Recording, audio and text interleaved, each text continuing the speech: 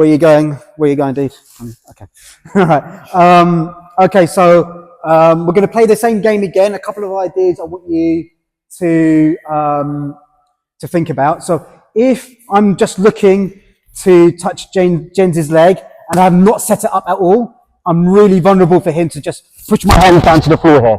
Okay, and that's not what I want. So I want you to think about controlling your partner first before you look to touch the leg. So, his leg is fairly far away, but his hands and his shoulders are kind of like quite close by. Okay, so maybe thinking grabbing somewhere here first before you look to get your leg touching, your leg touch going. Okay. The other thing I want you to think about is not necessarily standing in front of people. So what I saw a lot of, which I'm not a big fan of, is people just standing in front here. Okay, movement. Think about circular movement to get your partner to step in a direction that might be helpful for you to shorten the distance between your hand and their leg. Okay, so first thing, think about upper body contact before you go lower body, and then second thing, don't be kind of like static in front of them. Yeah, does that make sense? Okay. Change partners, grab someone new. I think there's going to be one group of three, please. Yeah, then please, thank you. Okay, so yeah, that looked a lot better. So we're going to change the game again now. So both people are attacking and defending at the same time. So James is looking to touch my legs 3 times, or he's looking to get both my hands on the floor 3 times. Okay, he does either of those 2 things, he wins. Okay, so if he gets my hands to touch the floor 3 times, he wins. If he touches my legs 3 times, he wins. Okay, and the first person. Okay, and the loser has to have a forfeit. The forfeit will be 5 reps of an exercise of your partner's choice. Okay, does that make sense? All right, so let's add a little bit of competitive, please. Yeah. Okay, so it could be 5. It could be 5 burpees. It could be 5 push-ups. It could be 5 sit-ups. Okay, whatever. Yeah. Change partners. Grab someone new, please. Yeah. Everyone understand?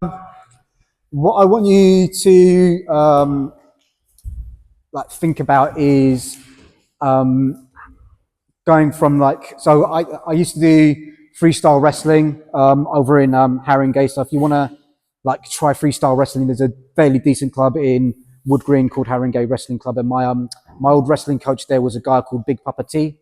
All right, that is legit his name, and he had this concept. So James of Kambori, so he described this distance as open contact, okay, because there's no contact between either of us.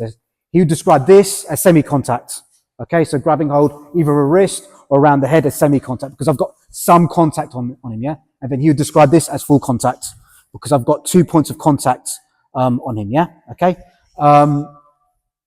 What I want you to think about is kind of how you go through those phases, so it's not just who's the most athletic, who's got the better physical attributes when you're going for this, if you're just coming in here. I can mitigate that by coming into some sort of contact over James. So now James's hand is out of his way, so he can't use that hand to grab hold of me, and I'm here now, yeah? So even if he's looking to grab hold of my leg or touch my leg, I can start snapping him down, okay?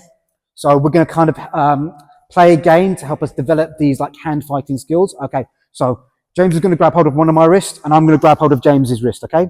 The goal of the game is for me to either have control over both James's wrists like this, for him to do that, to control both of his wrists like this, okay? If you do the same to me, James.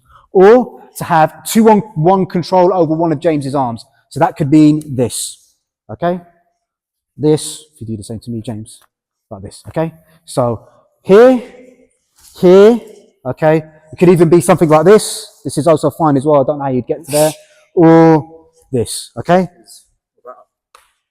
Yeah, that's 2-on-1 as well. Yeah, both of his hands on one of my hands. Okay, this is a continuous game. Okay, so there's no winner or loser. It's just we're going through this drill all the time. Yeah. Okay, so change partners, grab someone new. We'll do this for a minute and a half. Okay, and we'll do a couple of rounds of this. Okay, so you're going to start with your one hand on your partner's wrist, one hand on your partner's. Hello everyone, so we lost sound for this section of the video, so I'm just going to do a quick voiceover. I'm just talking about how important it is to go through the different phases of contact when you're looking for your takedowns, and kind of explaining Greg Saunders' theory, which is jiu-jitsu is about attacking an external limb so you can access the center mass and then re-attack an external limb there. Okay, so the goal of the game here is Chris is going to have hold of my hands. His job is to get control over my center mass and then to grab on to one of my legs. Okay, so the goal of the game was to get past my hands, get to a body lock, and then to grab hold of one of my legs. Okay, so this idea of getting past an external barrier to control the center mass of your partner's body, so you can re-attack a limb like an arm or a leg. Okay, so yeah, so that's what we were playing with this game. So yeah, and I was just saying that the grips that you can take are entirely up to you. So it could be a head and an arm grip. It could be head and a wrist grip, two wrist grip, two hands on the head, whatever you wanted to do. Okay. Yeah, and I was just talking a little bit about off balancing your opponent, so they're not just stood in front of you using this push pull mechanics. Hope that's good, guys. Thanks. He's quite good at judo.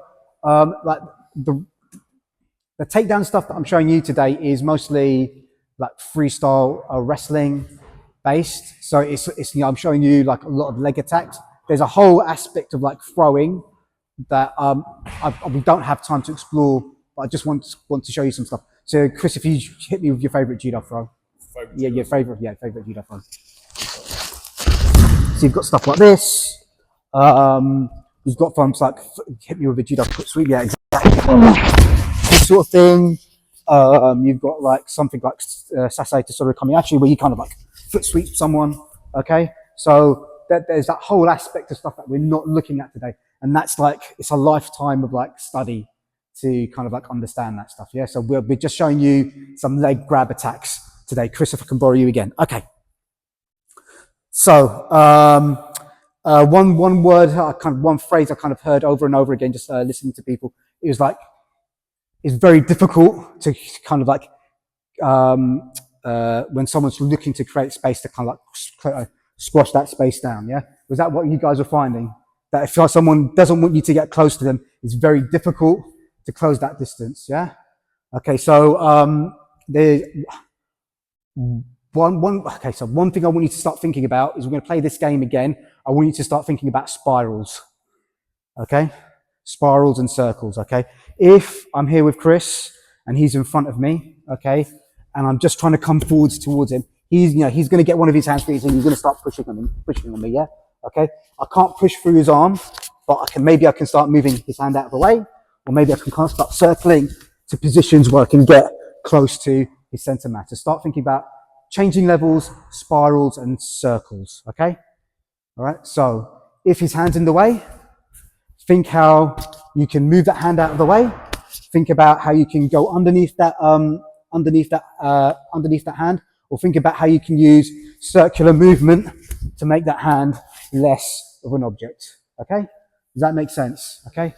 We're going to play this game one more time, and then we're going to go do some like fun competition style stuff, okay? Grab a new partner, off you go, please, guys. Thank you.